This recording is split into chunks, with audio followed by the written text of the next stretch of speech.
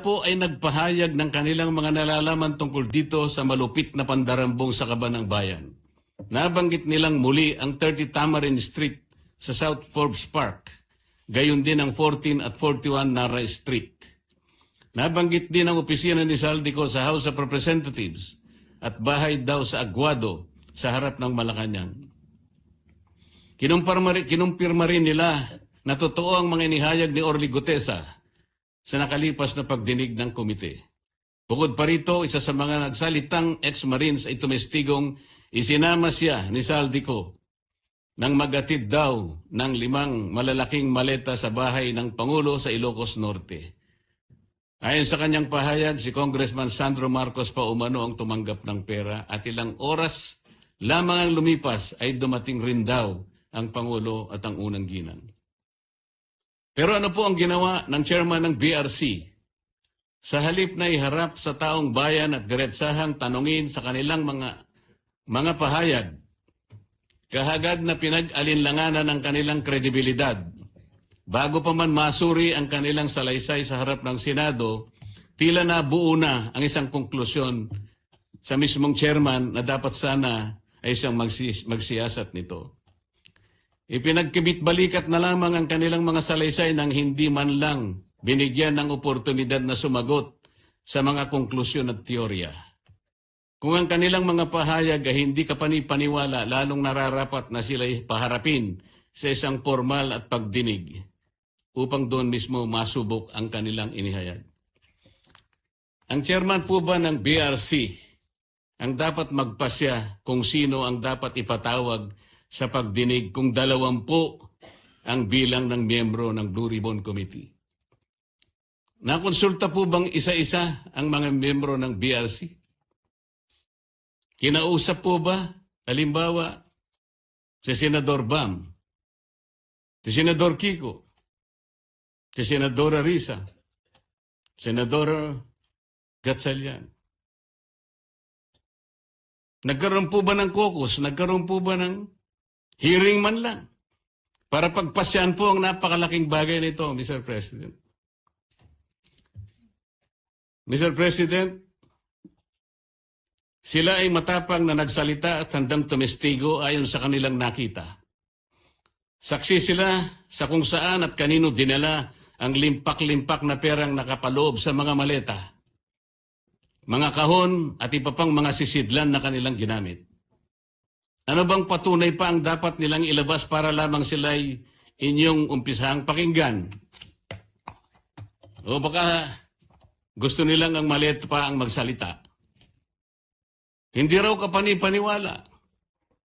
Sila nga ang inutusang magdala ng pera, Ginoong Pangulo. Kaya ang tanong,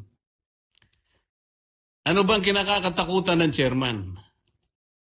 Ano na po ba ang nangyari sa pagsunod sa ebidensya?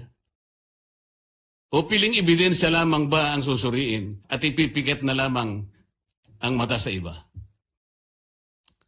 Ayon sa Romans 1:18, nahayag mula sa langit ang puot ng Diyos laban sa lahat ng kalapastanganan at kasamaan ng mga taong dahil sa kanilang kasamaan ay hinahadlangan ng katotohanan.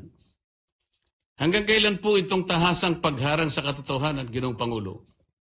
Ano na po ba ang nangyari sa makulay na kasaysayan ng Blue Ribbon Committee na sa mahabang panahon ay tiningala at nagsilbing isang bantayog sa pagtukoy at pagtutok sa mga katiwalian at pagdarambong na nagaganap sa ating burokrasya? Dahil gusto din lamang ni Senator Marcoleta na lagi siyang bida bilang dating chairman man ng BRC o sa usaping West Philippine Sea o anumang issue involving China o dili kaya ay sa usaping restitution na mag-asawang Biskaya, siya na nga ang tunay na bida sa aking magiging pahayag sa mga sandaling ito ngayong hapon. Memory is short, Mr. President.